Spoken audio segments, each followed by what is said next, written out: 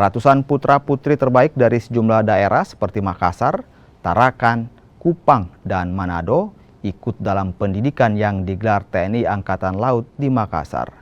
Dari 257 siswa yang ikut terdiri dari 106 siswa pendidikan pertama Bintara dan 151 siswa pendidikan pertama Tamtama.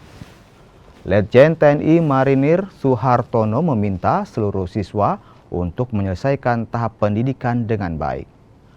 Program pendidikan ini akan dilaksanakan selama 6 bulan yang terbagi dalam 3 tahap.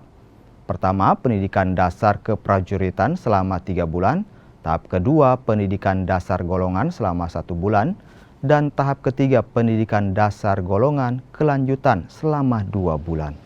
Nantinya siswa-siswa hasil didikan dari Sadik 2 ini akan mengisi organisasi-organisasi terutama yang berasal dari Tarakan, kemudian Manado, Makassar, dan Kupang. Nantinya mereka akan ditempatkan di pangkalan-pangkalan di bawah jajaran Lantama, dan tidak menutup kemungkinan juga akan ditempatkan di KRI yang berada di Lantama.